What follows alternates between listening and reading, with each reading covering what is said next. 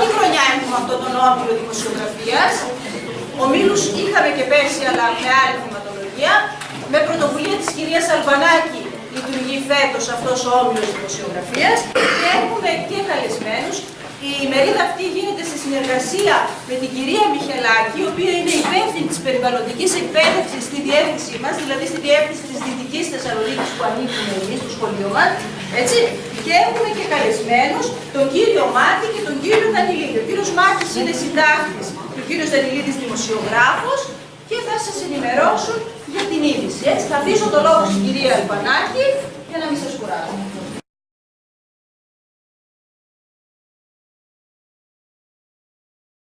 Σήμερα έχουμε τη χαρά να παρουσιάζουμε στο πρότυπο Πειραματικό Λύκειο του Πανεπιστημίου Μακεδονίας η ημερίδα με θέμα πώς σχεδιάζεται η είδηση, η αντικειμενικότητα και η σκοπιμότητά της ως μέσο περιβαλλοντικής ευαισθητοποίησης. Θα ήθελα καταρχήν και εγώ να καλωσορίσω τον πρόεδρο του ΕΠΕΣ, κύριο Κουδίρα, ο οποίος αγκάλιασε από την αρχή αυτή την πρωτοβουλία, όπως και ο σύμβουλος Παιδαγωγικής Προσωπικής, ο κύριος Κουδίρας, και φυσικά την κυρία Δέσποινα Μιχελάκη, η οποία συνέβαλε καθοριστικά στην οργάνωση αυτής της εκδήλωσης. Η σημερινή ημερίδα έχει μεγάλη σημασία για δύο λόγους. Καταρχήν, γιατί συνδέει τη διεύθυνση δευτεροβάθμιας με το σχολείο μας, και δεύτερον, εξαιτίας της επίκαιρης θεματικής της, εφόσον ως εκπαιδευτικοί οφείλουμε να παρακολουθούμε τα μηνύματα των καιρών. Με αφορμή το πρόγραμμα Κοινωνικό Σχολείο και τον όμιλο δημοσιογραφίας, στη διάρκεια της ημερίδας θα τεθούν ζητήματα κοινωνικής ευθύνης και αλληλεγγύης, ώστε και οι εκπαιδευτικοί που θα το παρακολουθήσουν να υλοποιήσουν και να σχεδιάσουν, αν το επιθυμούν φυσικά, ανάλογα για τις εκπαιδευτικές δράσεις και εκπαιδευτικά προγράμματα.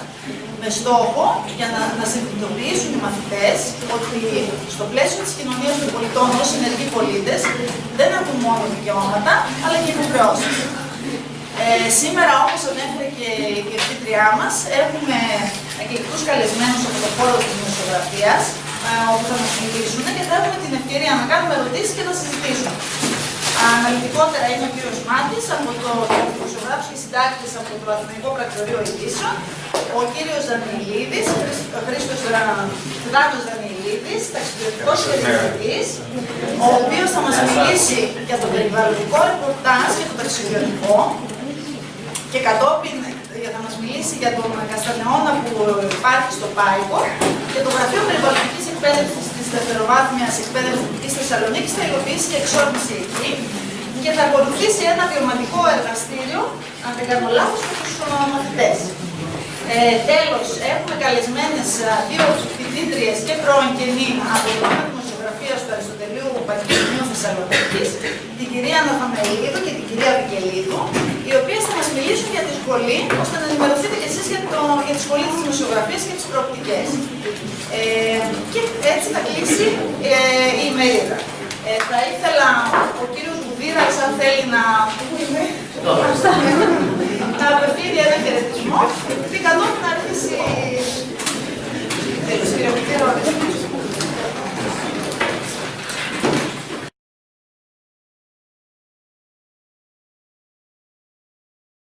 Καλημέρα σε όλους σας. Με χαρά χαιρετίζω την δημόσια αυτή εκδήλωση του ενός από τους 7 ομίλους του σχολείου, που έχει ως θέμα της δημοσιογραφίας. Ένα θέμα πάρα πολύ σημαντικό, διότι όπως γνωρίζετε, η δημοσιογραφία ασκεί μια πολύ σημαντική και πολύ σημαντική δραστηριότητα με πολλές αποχρώσεις. Λοιπόν, πολύ με έχω στη δημοσιογραφία ότι είναι η τέταρτη εξουσία μέσα στην περισσότερα. Νομίζω ότι βλέπουμε τη θεωρία της δημοσιογραφίας είναι μόνο μέρος. Η δημοσιογραφία ασκεί κοινωνικό έργο, πολλαπλό έργο, πολιτικό έργο, διότι θα μπορούσα να πω ότι είναι ο δημόσιος κριτής της ζωής μιας χώρας, όπως αυτή εκδηλώνεται σε όλες τις εκφάσεις. Ασκεί λοιπόν η δημοσιογραφία ένα εγκούλημα, λοιπόν, και θα πρέπει οπωσδήποτε και στα σχολεία να αγκαλιάσουμε τη φωτογραφία, να δείξουμε τις δραστηριότητες, να δείξουμε τις προσπάθειες και φυσικά να επενδύσουμε και το ενδιαφέρον των μαθητών μας, να ασχοληθούν με τη φωτογραφία. Σήμερα, όπως προλάβει, υπάρχουν και σχολές δημοσιογραφίας, κάτι που δεν υπήρχε στο παρελθόν. Αυτό έγινε φυσικά να γνωρίζουμε στην ελληνική κοινωνία και την ελληνική πολιτεία και στον ρόλο τον οποίο ασκεί στην λειτουργία μιας νόμιμης και έννομης δημοκρατικής πολιτείας η δημοσιογραφία.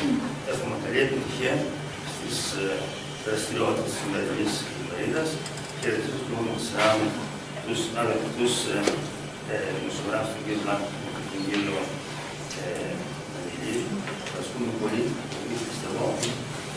Ευχαριστούμε επίσης και τις ειδικές δημοσιογραφίες εδώ αυτή τη στιγμή.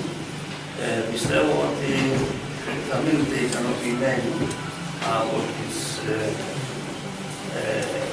ενέργειες δράσεις οι οποίες θα παρουσιαστούν εδώ πέρα, διότι γνωρίζουμε πολύ καλά ότι οι συνάδελφοι λειτουργούν με μεγάλη ευθύνη και με μεγάλη ευαισθησία εδώ στο σχολείο όσον αφορά τις διαδικασίες μάθησης, αλλά κυρίως τον κοινωνικό ρόλο τον οποίο μπορεί να ασκήσει το σχολείο μέσα στην κοινότητα και γενικότερα μέσα στην πόλη.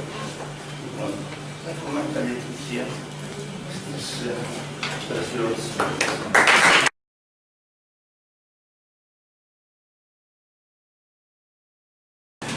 Καλή σας μέρα. Να ευχαριστήσω πολύ για την πρόσκληση. Είναι πολύ τιμητικό για μένα να προσκαλούμε σε μια τέτοια εκδήλωση. Ξέρετε, εγώ είμαι σε αυτή τη δουλειά περίπου 25 χρόνια. Από τα μέσα της δεκαετίας του 80, μάλλον από το τέλος της δεκαετίας του 80. Σας πω λοιπόν μια ιστορία η οποία είναι παλιά και πιθανότατα δεν την έχετε ακούσει. Είναι η δημοσιογραφία όπως ήταν μέχρι κάποιο σημείο της ζωής μας και της ιστορίας. Ξέρετε, στις ΗΠΑ στην Αμερική, μονάχα μία φορά έφτασε ο πρόεδρος σε παρέτηση. Παρετήθηκε ο πρόεδρος. Ήταν το 1974 όταν παρετήθηκε ο Ρίτσαρντ Νίξον. Ο λόγος για τον οποίο παρετήθηκε ήταν ένα σκάνδαλο το οποίο αποκάλυψε μία εφημερίδα. Έφτασε λοιπόν η ώρα, η εφημερίδα έπρεπε να διαχειριστεί τις πληροφορίες αυτού του σκανδάλου. Ήταν μαζεμένοι όλοι οι συντάκτες, τα κορυφαία στελέχη της εφημερίδας και προσπαθούσαν να βρουν μία άκρη, πώς θα το βάλουν, τι θα γράψουν, τι θα πούνε, τι θα κάνουν κτλ. Εκεί λοιπόν που καυγαδίζανε και ανταλλάσσανε απόψεις για το αν θα πρέπει να είναι έτσι ή αλλιώς η προβολή της είδησης, άνοιξε η πόρτα του γραφείου που γινόταν η σύσκεψη, πήγε μέσα κάποιος και λέει: κοιτάξτε να δείτε, δεν ξέρω πώς θα το γράψετε έτσι, θα το γράψετε αλλιώς. Εάν δεν το γράψετε σε 1/4, έχει κλείσει το σκάνδαλο. Τι ήταν αυτός? Ήταν ο υπεύθυνος της έκδοσης, ο υπεύθυνος του τυπογραφείου. Εάν δεν τελειώνανε λοιπόν σε 1/4 και δεν είχαν αποφασίσει πώς ακριβώς θα γραφτεί η είδηση, σε 1/4 είχε τελειώσει, δεν θα υπήρχε είδηση, διότι αυτός θα έπρεπε να πάει στο τυπογραφείο την εφημερίδα. Έτσι ήταν η δημοσιογραφία στα μέσα της δεκαετίας του 70. Έτσι συνέχισε να είναι για ένα διάστημα ακόμα. Να είναι εξαρτημένη δηλαδή από τη διαδικασία της προβολής της είδησης. Κάποιοι επιλέγουν ποια είναι η είδηση, αλλά η διαδικασία της προβολής της είδησης, οι δημοσιογράφοι είναι αυτοί οι οποίοι επιλέγουν την είδηση, η διαδικασία της προβολής της είδησης όμως είχε τόσα τεχνικά ζητήματα τα οποία έπρεπε να πάρει υπόψη της, που ήταν πάρα πολύ δύσκολο να ξεπεραστούν αυτά τα τεχνικά ζητήματα. Αν λοιπόν την συγκεκριμένη ώρα δεν τέλειωνε η εφημερίδα, δεν ήταν γραμμένη η εφημερίδα, το σκάνδαλο το οποίο θα αποκαλυπτόταν σε όλες τις λεπτομέρειες δεν θα αποκαλυπτόταν ποτέ, διότι δεν θα μπορούσε να τυπωθεί. Σήμερα τα πράγματα είναι διαφορετικά.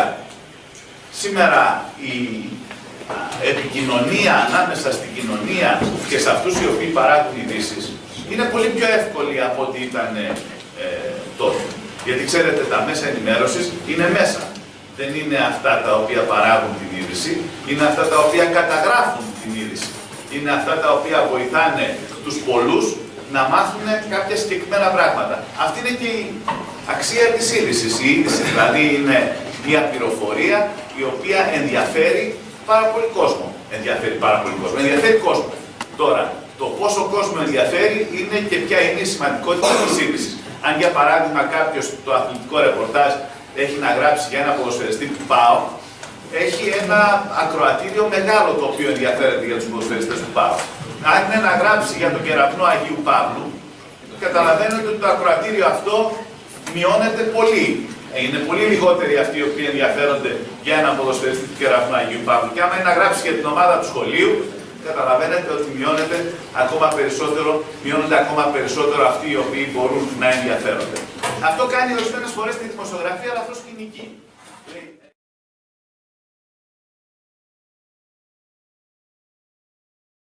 Λοιπόν, καλημέρα και από μένα.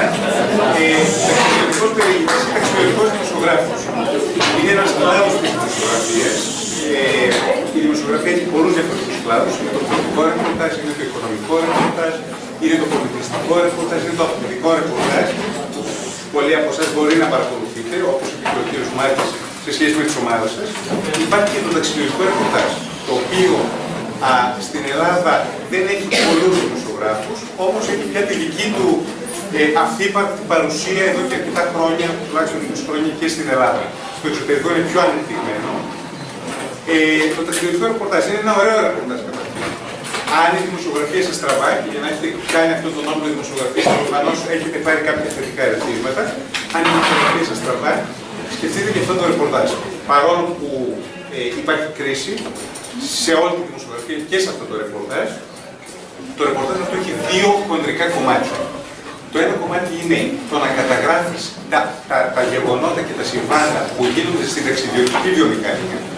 Και με τον όρο ταξιδιωτική βιομηχανία τι εννοούμε? Εννοούμε τα πρακτορεία ταξιδίων, εννοούμε τα ξενοδοχεία, εννοούμε τα νοικιαζόμενα δωμάτια, τις αεροπορικές εταιρείες. Άρα λοιπόν, το να καταγράψεις την επικαιρότητα στην ταξιδιωτική βιομηχανία σημαίνει να πηγαίνεις σε συνεντεύξεις τύπου αεροπορικών εταιριών ή ταξιδιωτικών γραφείων, μια καινούργια εκδρομή που έχει κάνει ένα γραφείο. Ας πούμε, 5 μέρες βγήκε μια καινούργια εκδρομή τώρα, 5 μέρες στη Γεωργία. Θρησκευτικός τουρισμός στη Γεωργία. 5 μέρες με επισκέψεις σε μοναστήρια. Για αυτό το πράγμα, για αυτό το καινούργιο τουριστικό προϊόν, όπως λέγεται, οργανώνεται μια συνέντευξη τύπου, όπου το γραφείο που την διοργανώνει μας ενημέρωσε και μας είπε ποιο είναι το πρόγραμμα της εκδρομής, τι έχει να δώσει η Γεωργία ως ταξιδιωτικός προορισμός για τα μοναστήρια της προκειμένου ή για τα ενοπία της ή για τις πόλεις της. Λοιπόν, άρα έχουμε η ταξιδιωτική δημοσιογραφία έχει να κάνει πρώτα με την κάλυψη των τρέχουσών ειδήσεων της ταξιδιωτικής βιομηχανίας. Μπορεί να είναι μια καινούργια πτήση. Μια αεροπορική εταιρεία που ξεκινά μια καινούργια πτήση, ας πούμε Θεσσαλονίκη, Τύρανα ή Θεσσαλονίκη, Λουμπλιάνα. Λοιπόν, υπάρχει συνέντευξη τύπου που ο ταξιδιωτικός δημοσιογράφος καλύπτει τη συνέντευξη τύπου, ακούει, καταγράφει το τι έχουν να πούνε οι υπεύθυνοι εκπρόσωποι της εταιρείας και από εκεί και πέρα υποβάλλει τις ερωτήσεις του. Πόσο συχνές θα είναι οι πτήσεις, για τον προορισμό, για τη συγκεκριμένη πόλη, τη Λιουμπλιάνα που είναι η πρωτεύουσα της Σλοβενίας, πώς είναι η πόλη, τι θα δει ο επισκέπτης στη Λιουμπλιάνα, ποια είναι τα κύρια του οθέατα. Λοιπόν, το ένα κομμάτι είναι η κάλυψη της τρέχουσας ταξιδιωτικής ειδησιογραφίας, όπως αυτή που προκύπτει από πηγές, πρακτορεία, αεροπορικές εταιρείες, ξενοδοχεία. Ένα καινούριο ξενοδοχείο αποτελεί είδηση, έτσι. Ένα καινούριο πεντάστερο ή τετράστερο ή τριάστερο ξενοδοχείο αποτελεί είδηση για μια περιοχή. Γιατί αφορά στην οικονομία της περιοχής. Ένα ξενοδοχείο που ανοίγει σημαίνει ότι κάποιοι από τους γονείς σας μπορούν να φτιάξουν δουλειά, και αν ο γονιός σας φτιάχνει έπιπλα, θα πουλήσει έπιπλα στο ξενοδοχείο, και αν ο γονιός σας είναι προμηθευτής ποτών ή ειδών διατροφής, θα πουλήσει επίσης. Άρα, ο τουρισμός συνήθως μάλλον αφορά σε όλη την τοπική κοινωνία. Με τον ένα, με άμεσο ή με έμεσο τρόπο, επηρεάζεται όλη η τοπική κοινωνία. Είτε φτιάχνουμε γραφεία, είτε φτιάχνουμε καρέκλες, είτε προσφέρουμε υπηρεσίες φυσιοθεραπείας, είτε ποτά, είτε φαγητά κτλ. Είτε ρούχα για τους υπαλλήλους που θα δουλεύουν στο ξενοδοχείο. Άρα λοιπόν, εγώ ως δημοσιογράφος πρέπει να καταγράψω το άνοιγμα του ξενοδοχείου και από εκεί και πέρα αφορά σε όλη την κοινωνία. Αυτό είναι το ένα κομμάτι. Όταν οι ειδήσεις έχουν να κάνουν με τρέχουσα ταξιδιωτική δημοσιογραφία. Από εκεί και πέρα, το άλλο το κομμάτι, και αν θέλετε και το πιο ευχάριστο, αυτό που έχει περισσότερη γλύκα είναι τα ταξίδια. Τα ταξίδια εντός Ελλάδος ή στο εξωτερικό. Που είχα τη χαρά για πολλά χρόνια να πραγματοποιώ ταξίδια τόσο μες στην Ελλάδα όσο και στο εξωτερικό. Τα ταξίδια αυτά προκύπτουν με 2-3 διαφορετικούς τρόπους.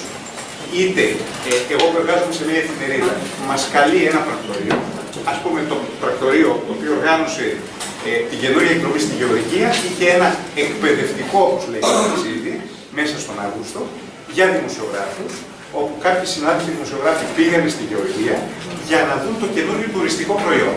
Έτσι, να δουν αυτό το ταξίδι στη Γεωργία, να το δουν πιο μπροστά. Λοιπόν, υπάρχουν τα εκπαιδευτικά ταξίδια που διοργανώνονται από ταξιδιωτικά γραφεία ή από προξενία ή πρεσβείες των χωρών που εμπλέκονται.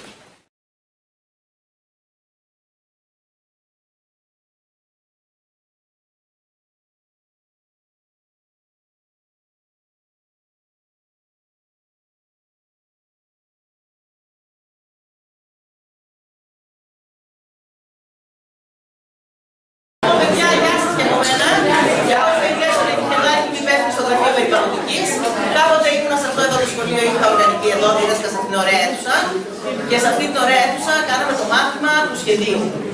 Ήταν οι γραφίστες στην αίθουσα. Λοιπόν, θέλω να πω ότι σας χρειάζεται ένα μεγάλο μπράβο, πρέπει να σας πω μπράβο, να σας συγχαρώ, γιατί ήσασταν ένα πολύ καλό ακροατήριο. Είναι πολύ σημαντικό αυτό. Αυτή την ημερίδα την κάναμε και πέρσι σε ένα γυμνάσιο. Και είχαμε τα διλήμματά μας για το Λύκειο, γιατί τα παιδιά του γυμνασίου κάθονται περισσότερο πληθυσμένα και κάθονται έτσι πιο φρόνημα. Αλλά εσείς αποδειχτήκατε ένα πολύ καλό ακροατήριο. Είδα ότι υπάρχει μια κινητικότητα στο να βγάλετε φωτογραφίες, να δείξετε ένα ενδιαφέρον, να ρωτήσετε πράγματα. Και βέβαια το να ακούει κάποιος από το πρωί που ήρθαν μέχρι τώρα μόνο εισηγήσεις, οπωσδήποτε είναι κάτι ανιαρό. Γι' αυτό λοιπόν τώρα θα δώσουμε το λόγο σε εσάς. Θα χωριστούμε όσοι είμαστε εδώ σε 4 ομάδες. Η κάθε ομάδα θα διαπραγματευτεί ένα θέμα, θα κάνει ένα ταξίδι νοερά και το ταξίδι αυτό θα το περιγράψει όπως ακριβώς το καταγράφει ένας δημοσιογράφος. Πήγατε, κάνατε το ταξίδι αυτό και καταγράφετε τις εντυπώσεις σας, εσείς οι δημοσιογράφοι, με έναν συγκεκριμένο τρόπο και μια ενιαία εικόνα. Είτε ο κ. Δανειλίδης σας